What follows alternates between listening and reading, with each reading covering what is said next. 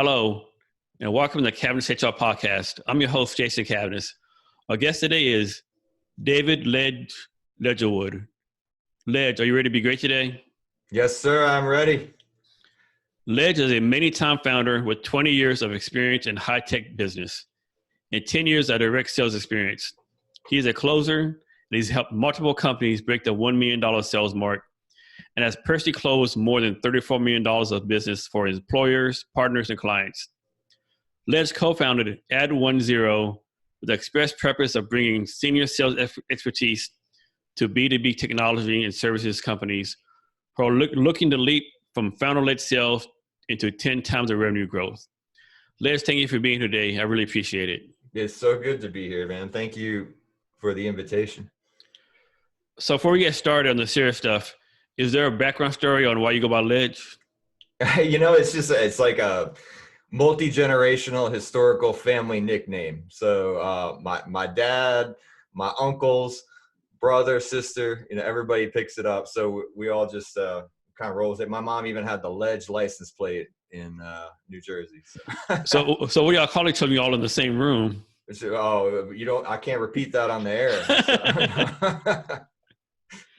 So, yeah, we got nicknames all over the place, but no, it's fun, man. There's a lot of Davids, and when I moved from the Northeast to Nashville, I just started going by Ledge professionally as well. Comes out of sports, high school and stuff. So. Ledge, back on December 16th, you wrote an article on LinkedIn that was titled, "You Need Sales, Not a VP." Can you kind of explain that concept, what you're talking about? No, I appreciate that, man. Doing your homework. Yeah, so when we started Add1Zero, it's based on this playbook of sort of like people want to, 10x their sales. And I thought, wow, that's kind of played out, this whole 10x idea. But, so we called it Add1Zero. And I just came up with this tagline because I think this concept is so right on that, founders, nobody, in my mind wakes up in the middle of the night staring at the ceiling and says like, I really need a VP of sales. What they say is I need more sales. I don't need a VP of sales. They just think that that's the self-imposed, it's like going to the doctor, right? I got a problem. I want more money, doc. What do I do? Oh, I'm going to prescribe you a VP of sales. That's not the only approach. And when we looked at, what really worked, there was this playbook that we had used, myself and my team, over and over again at multiple startups, as clients of ours and people where I worked, I was 1, 2, or 3 sort of person at the table, and I did that. And so we said, well, I think this works, even on a kind of a partial basis. And there are a lot of businesses, we focus on technology, services related businesses that, the founder has taken it as far as he or she can. And that founding team really did a great job. And they're in the, the nice 6 figures of sales annually. And they really want to maybe get out of the sales game or just grow their business, get to that like middle of the 7 figures kind of range.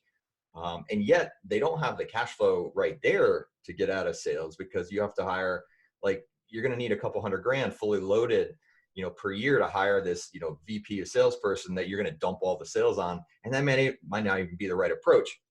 So there's that space between founder-led sales and then, hey, I actually have, X million dollars of annual sales. It makes a whole lot of sense for me to really build an internal sales division. We operate in that space and we can provide a full sales division for you and do all those closes, right? That lead comes in, we take over and we do all those closes and get the business for you at a very high rate of return. Well, now you're generating cash and you can grow the business and you can do more demand gen, and it's a self-fulfilling, mechanism. So I came up with that tagline because I think people don't need that VP of sales right there. They need sales. That's what you need. Like, let's close more revenue. Forget about everything else. And I'm just like hyper revenue focused, and that's how the whole system is built.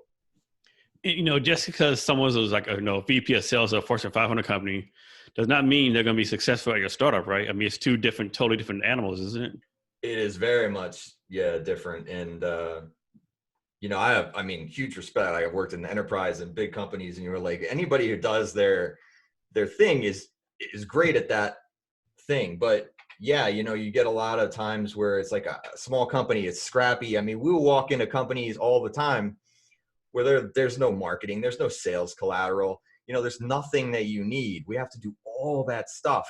And if you aren't scrappy and on point and just doing it, like, let's just execute. I mean, that's what it's about. I see a lot of times where people will get hired and they have the expectation that I'm going to be handed the collateral. I'm going to be handed the people who could administer my contracts, or, you know, do the operations work, or have the administrative support. It's just like none of that exists, right, in startup land. And you know, right? You know, it's like, hey, you don't call IT when your, you know, computer breaks, you fix it, right? You Google it, you figure it out. Well, it's the same thing in sales. Like, I don't get to call anybody. We build that thing from the ground up. And that's important. You know, it adds, it's just like a ton of value, like, to, you know, just execute, you know, let's get more sales that way. Lex, there's a saying that says sales cures all, but is that really a true statement? Because, like, I think if your product is horrible, you have bad customer service, is sales going to really cure all that? You won't get sales if you have those problems, you know? So yeah, I mean, so realistically speaking, I suppose that you could say that, in fact, you know, sales cures all, which is just to say, if I have more money in my business, I can fix all my problems. But can you actually, you know, do you have a thing that you can sell if you have those problems? You know, so don't dilute yourself into thinking, you know, everything's going to get better if I get more sales. I mean, that's true, but if you don't have the baseline good stuff, you know, like demand and product and services, and, you know, just the desire to actually buy what you sell, right? You know, like, I can't do you any favors there too. You know, if we don't have people on the phone to close on a thing that they actually want, no, it's not going to help. But presuming that you have good service, you have good product, you have testimonials, you know you have a thing that you want to scale up, you know, this is a good solution for you. Lex, what do you look for when you're hiring salespeople? I have a theory, and this is what we bring to the table, you know, when we are hired, that it's, at least at this area that we work, you need senior people who have a lot of business experience, and, you know, sort of, I'll call them senior reps. You know, they've been around, like me, right? 20 years of experience. Like, I can talk about business.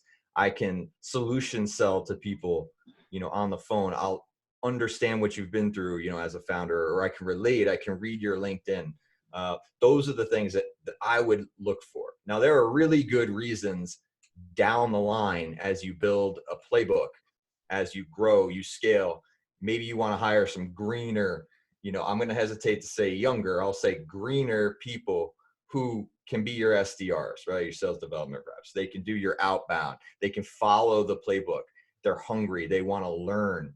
That's a good thing, but it happens later, right? These are the people that can take the playbook, get the coaching that a really good sales leader can provide, and can grok it and get, because they're smart, you know, that a lot of people make the mistake of right away saying, well, I cannot afford a senior talent salesperson, thus I must go and hire somebody straight out of college who, you know, is just hungry and they go sell. They might have the basic raw, you know, intelligence and ability to do that. But maybe that's not the right solution. You know, I used to deal a lot with software developers, and people would say, well, I can only afford a junior developer. I said, well, you know, maybe, but you can afford a fractional senior, really excellent developer for less the time, but their productivity is so much vastly higher. And this remote universe, you know, that we live in now, people should be thinking more and more about fractional excellence instead of buying, you know, 40 hours of a thing that I don't really want per week, you know. And I think that's how we think about hiring for our standpoint. You know, anybody can learn how to sell, I think. It takes maybe my own style is like a little bit of swagger with it. You know, you don't want to do the used car salesman kind of, thing, but you want to be likable. And I believe that people buy from people that they like. People buy from people who can conversate and talk about stuff and just care, ask about your kids or, whatever it is, remember things, build systems and keep good records. There's just a lot of stuff that I would look for. But not that smarty kind of, gross, used car salesman. But I also bristle at this idea that you can, don't be too salesy. If I'm going to get on the phone with you, I will make you an offer and I want to try to get you to buy it. And that is how you close things. Don't be afraid of doing that. That's really important. Les, you can bring up a good point. I think you have to, care about the client, right? Either care as a person, at a very minimum, care about solving the problem they have, right? Absolutely. Yeah, that's so right. I just why did you come here? And we'll ask that question, and no matter who we're representing, why us and why now? Why are you here? What collection of things, feelings, instances in your business happened that you wanted to come right now, and that it maybe is the right time to buy?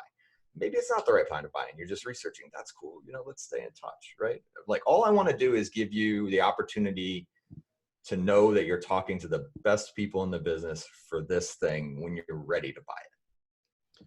Ledge, in the past, from your perspective, why do most salespeople fail? Is it because they're not doing something right? Or is it because the company they work for is not setting up for success? For example, the marketing team gives them 20 horrible leads and they fail because of that? Or what has been your perspective on that in the past? I don't know if sales people fail. I think sales programs fail. And so maybe in my opinion, it might lean a little more in the direction of the second one that you said. It's a system, right? People sales doesn't exist on an island. We need excellent products and services. We need contact with customer support. We need contact with the people that are actually operating and delivering the product. We need to talk to the finance people. It's the full system of the company. And yeah, marketing, of course it matters. Demand gen and lead gen. Bring us people that are at least relatively informed upon what it is that we do. If you bring in a bunch of leads and they don't have a clue why they're there, that's what it's this outbound, well, I'll just make you appointments. Well, I don't want an appointment with somebody that doesn't want to buy and isn't informed. And so think of it holistically, right? It's an impossible ask to go to someone and say, fix my company by selling more. Okay. What's the support system that's going to bring that together? A lot of companies, this I know to be true, that companies deeply undervalue what we call sales ops.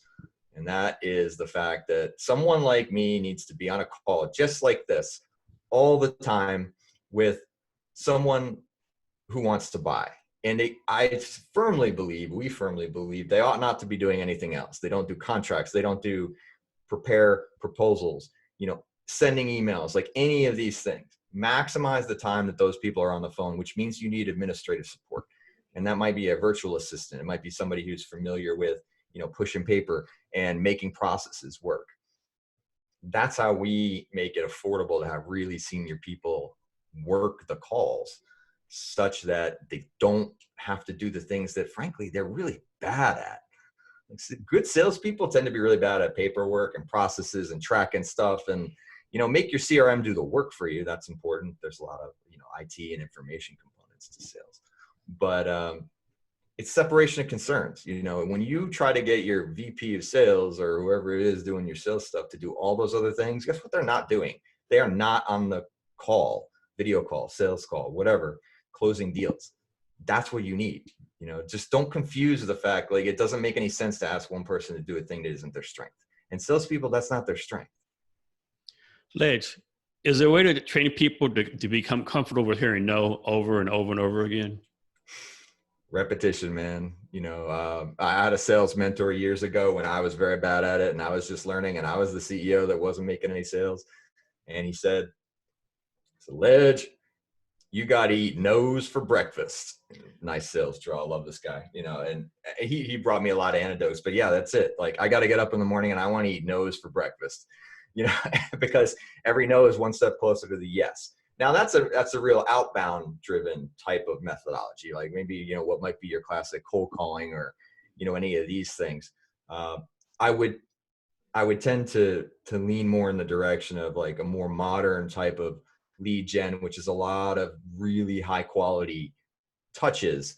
So they maybe don't have to say no. They're actually just going to be aware of you and ignore you for a little while. But you can track a lot of that stuff with email and social and things like that. But yeah, I mean, just be cool with people, right? And they're going to say, hey, I want you to say no to me as quickly as possible. You know what the worst answer is when I'm selling?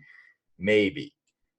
Because a maybe is just a really extended no that wastes my time.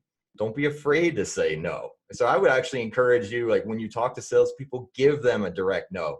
Because the good ones like me, I will bug you incessantly, a nice way. I will be very polite, but I will hunt you until you say no. You know, that's what makes a good salesperson, a hunter. You know, I want you to say no, or I want you to say yes, and I want it quickly. But if you let people say maybe to you, you're going to do a lot of work nurturing your pipeline that's total garbage. Ledge. So speaking of follow-up, when, of course, you want to follow up, when should you stop? Is there a certain number? You go like 50 times, 70 times, or you just keep on going until you get a no or a yes? No, I would advise let people drop off. So I'll tell you, I don't know, maybe a templated type of approach that we would use. And this is what we build for companies. You know, they don't have this when we walk in, but, you know, leads somehow come to your website, right? They fill out your form or they book a call or whatever. That's where, you know, so my world picks up. That's where the marketing funnel stops and sales funnel begins. And the first thing we're going to do there is we're going to construct a really nice pre-call. Like we know you're going to do a call with me on Tuesday because you booked it, right? That's how we try to do it. And we'll do a really nice 3-email pre-call sequence to prepare you. Like, let's tell you things that you're going to ask anyway. Frequently asked questions. Here's a couple little testimonials. Here's the 3 most important things you should be thinking of prior to our call. Maybe they open it, maybe they don't, but at least it's in their head. So we do that. Then we do the call. We take really good notes. We put that all in your CRM as customer relationship management software, right? You got to have that. You can't be tracking this stuff in a spreadsheet. So help you implement that. And the reason you implement that is because you do all these drip sequences for you. You know, so all these touch points are personalized, but they're automated. And so we can get maximum output from the operations person. And then after the call, like there's a very discerning sequence of we drop things to the next stage. It's not unlike tracking your tasks properly. It's like a Kanban board, you know, so you would maybe Trello or something. If you've ever seen, or in Asana, you can do board mode. That's what we're doing with deals, and we're dropping them through, and we do the same actions for every single one, and we refine those actions, right? So after a call, there's going to be maybe a proposal, or here's the additional information you asked for, or whatever it is. It depends on what the service is. And then after that, we start another sequence where we drip it out 3 days later. Hey, Jason, you know, it's been a few days. We sent you that proposal that you asked for. It included the information that you wanted to know. I wanted to check for your feedback. Maybe you open it, maybe you don't, you know, and then 2 days after that, there's another one. And then, I don't know, 3 days. And then, so there's 5 of those emails. Then we go, okay, we've reached a stage where if you didn't do anything by that point, like my point is that I'm going to send you enough emails to at least have you write me back and say yes or no. Maybe you still didn't. Then we drop you in a more distanced campaign where it would say, I'll go back to more informational style things. Just want to make sure you knew we were still here. You know, it looks like this project fell off the things, you know, off your roadmap. It's not important right now. No problem. But all these things are designed and automated such that when you reply, it turns off the other ones, and I can drop you into a stage that is less annoying to you. So actually, when people keep, and I can tell you most things are like this is a tip. If you want salespeople to leave you alone, just reply to one of the emails because it'll turn off all the follow-ups. But when you ignore us, we have machines that will keep emailing you. So it's actually a good thing. It's designed to make you say yes or no, or how about later? And if how about later is a maybe, that's fine, but know that we will email you later. So it'd be better to say, no, I moved on to another vendor, or no, we're not doing this project anymore. And then you're probably still going to get into a marketing drip where quarterly or something, you're going to get a nice email reminding you that such and such thing probably still exists in your business. Yeah. Ledge, so for you, do you believe in commission, salary, or combination of both for salespeople? I believe in a combination. Yeah. Those of us who are closer hunters are very motivated by trying to hit numbers. So yeah, I would not, you should incentivize people in a combination of ways, right? So like, let's call it fixed and variable comp. Everybody needs the space in their life to get a salary of some sort that lets me not worry about paying my bills. And what you don't want me to do is like, you want me to be on point, right? Like, so especially with salespeople, right? Like we're on stage every call, just like this. Like I need to be on point. All I need to be thinking about is that deal and that call. Well, every little thing that's going on in the back of my head, sort of getting me to think about, did I pay the rent? Oh, geez, am I going to make my number this month? Like, you don't want that, because if I'm on a call with urgency, prospects can smell urgency and it'll like drive them away. So what can you do from a compensation standpoint to make your salespeople not feel desperate on the phone? Well, one of them is cover their basic needs, and that's your base salary. Now, after that, you want to incentivize your salespeople to get out there and kill more stuff, because I get a small percentage every time they get a kill. And a good salesperson is a hunter. Like they want to get that. So I'm actually not even a fan of sales goals. I think incentivize people enough so that they want to drive your revenue up, up, up, up, up, because they keep getting more money. Like that's the best thing that could ever happen for you, is to keep getting more sales. A lot of people get hung up in like capping their commissions and things like that. And then, well, as soon as you cap my commission, it's like the opposite of your tax rate, right? You charge me more and more marginal tax rate. What happens? Well, by the time I get up to the point where you're taking 90% of my income, I have no incentive to work anymore. It's the same thing with the sales commission. Like you're going to cap it, then I'm going to hit my goal and I'm going to stop. Like, why would I do additional work? And that's just basic human motivation, right? But if you don't cap it, and I'm incentivized to go, I'm going to go make $1 million this quarter. Well, great. That means that you made 10 million. Life could be worse, right? So that's the way to think about it, right? A rising tide lifts all boats. Take really good care of your good people. And that works for any job, right? Share the riches, I'm the first one that will go to any CEO and say, we got that additional referral because your ops people and your project managers and those people who take care of your customers, they were awesome. And I was able to sell them. So take some of this new money that we brought you and make sure you're distributing it to that team, because that's your product, right? Your people, your culture, like all those things. That's the intangible stuff. There's 10 companies that do what you do. There's not 10 companies that have your amazing team. And it always comes down to people. That's why someone who wants to buy, they like the people that they deal with. Like I have a good friend here in Seattle. Come here. She does like business development representative. Mm-hmm. And where she works at, they only give a commission for the first year. And the company goes the second 30, she gets no commission. But Mm-hmm. she's still responsible for keeping them on board. And like this, and I was like, the sales trying to wonder about, I had all this like turn, like people leaving, like there's no incentive for your salespeople, and they just didn't get it, right? It's like, what are you doing? I know people face that sort of thing. So the way that I would address that issue is that I would separate what I would call account management from that initial sales. So let's say, I'm your frontline sales and you want me to close those deals with a mind to, as much revenue as possible.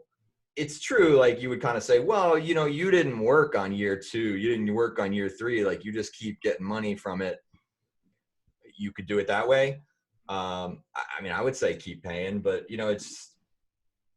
if you make somebody responsible to keep closing additional business and take care of that relationship, you should definitely keep paying them. Alternatively, separate out the account management, make a nice clean Passover where somebody else is getting paid to take care of that relationship, and keep your closers, sort of at the bottom of that funnel, but not worried about after it's a client, I don't care anymore. I know I'm going to get paid for the first year on that retainer or whatever it is. but you need to be thoughtful about this stuff. Like, why would you, I don't believe in like being cheap with your people. You know, I think that I've read stuff. It's, you know, look, if your top sales rep isn't the most highly paid person at your company, you're doing it wrong. I won't be that arrogant. You know, I want the CEO and the people to make money, but also if you don't take good care of your salespeople, they're just going to bounce. So, you know, because they have a lot of options. Ledge, has this happened to you yet in your company? Like you'll go, you for how to sign our client, and you're doing onboarding through setting everything up, and someone just tells you, you know what, they're not going to be a good match for us. You can see they're not going to do what you tell you. They're not going to do what you want to do. They're still going to do things a different way. It's almost like a waste of your time. How do you go about doing, you know, disqualifying people? We try to figure that out ahead of time. So we built a pretty robust kind of assessment, almost like a profile. Like, and I'll tell people before we talk, can you just fill this out? It's going to take you 15 minutes. And they answer yes, no, maybe on a bunch of stuff. They make some notes. And we built a scoring mechanism to then go through that and kind of go, is this company in line? And there's actually particular questions in there. Like if they say no to this, I don't think I can help them. And so the scoring will disproportionately knock them lower. And if they come out at a certain level, it's just like, it's not worth it, man, because you're not gonna be able to do this. And let me not waste your time. Don't waste mine. If somebody does come in and it's just wrong, you know, my personal feeling would just, you know, like I only want to take your money if I can add a tremendous amount of value to you, make you 10x as much as you paid me. You know, I mean, I want to make you as much as possible, so we're all doing really, really well. And if I feel I can't do that, then I would just cut them loose and just, this isn't working. I had a client that it was wonderful, love working with them, but they just didn't have enough leads. You know, they didn't have their marketing together to justify building a sales team.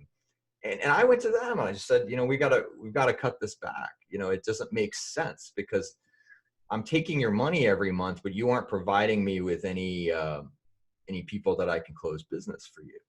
And you've got to get your marketing done first. Do you need us to set you up with a relationship to get your marketing done? And people will sometimes want to do that and sometimes not want to do that. And if they don't, well, you don't need a sales team because you don't have your marketing and product together yet. So I just want to shoot it straight. You know, we don't want to take somebody's money unless we're making them money. Ledge, so why do you focus on B2B tech companies? Why that and it's like anything is something else? A few reasons. You know, I come from a largely technology background. So, you know, it's sort of something I'm familiar with. They tend to be companies that are very technology enabled on the business delivery side. So because we're a fully distributed remote team, I mean, this is literally how I would do sales calls.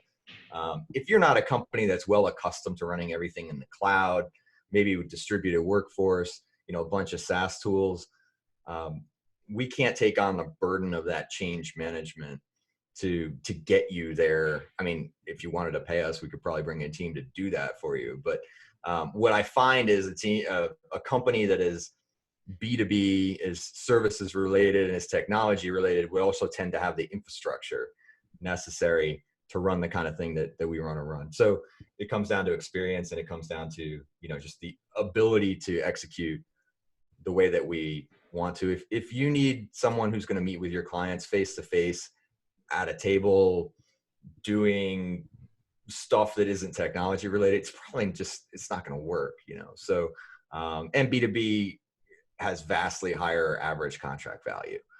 So if you wanted to sell a thing that was B2C, this probably isn't going to work. You're going to need a lot more automated, because you're selling $10 widgets or whatever it is. Then you got to sell, you know, millions of those things. You don't put in the individual one-to-one time that you would with an average contract value of, you know, 15,000, 50,000, 100,000.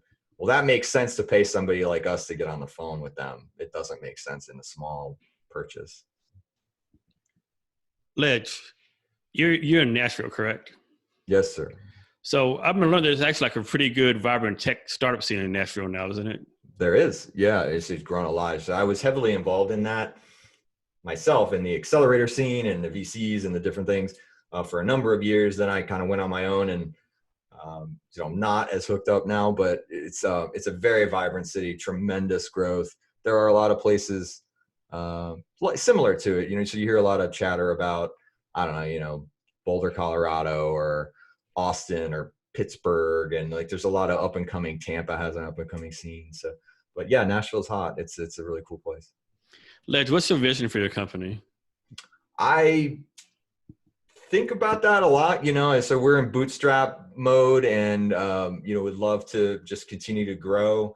I'd love to be helping, at the same time, maybe 10 companies to, really, really grow sales. People talk to you all the time when you have a company about, don't you want to grow and don't you want to take funding and, all this. And having been in that, 60, 70 hour a week startup, everybody grind, work all the time. I don't know. I have kids, man, and I'm growing up, and there's a siren song of the, sort of lifestyle business. It's just, I just want to make good money doing what I'm doing.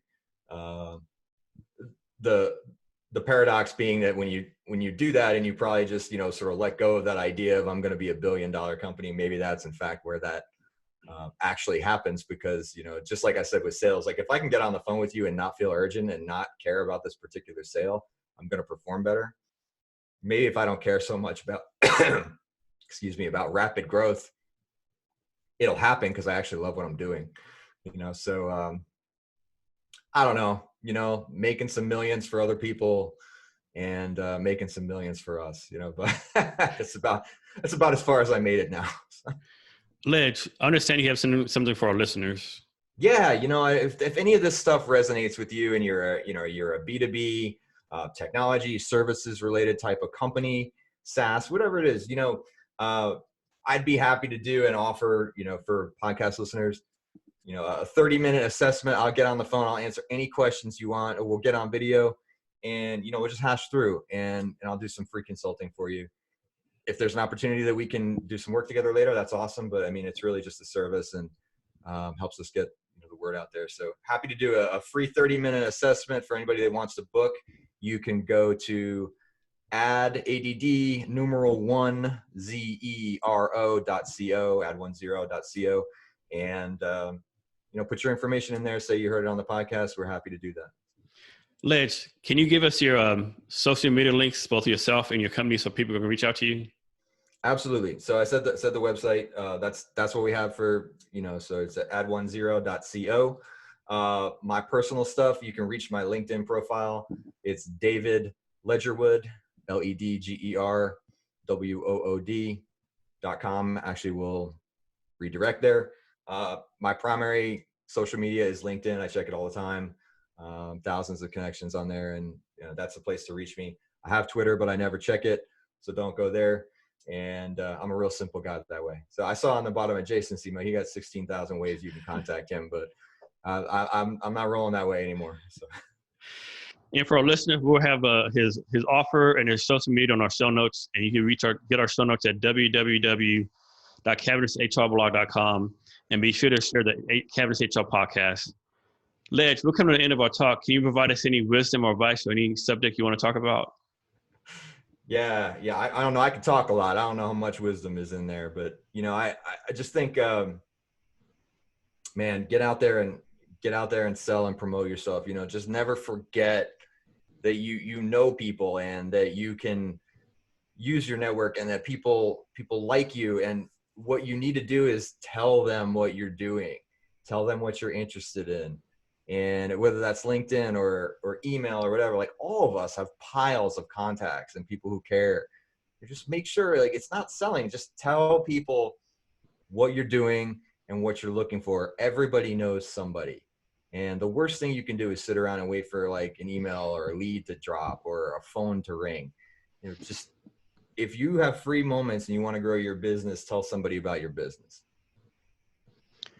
Les, thank you for your time today. I really appreciate it. Jason, this is so fun, man. Thank you. You have very thoughtful questions. So I want to do this again. I'm going to tell everybody about it. Thanks. And to our listeners, thank you for your time as well. Remember to be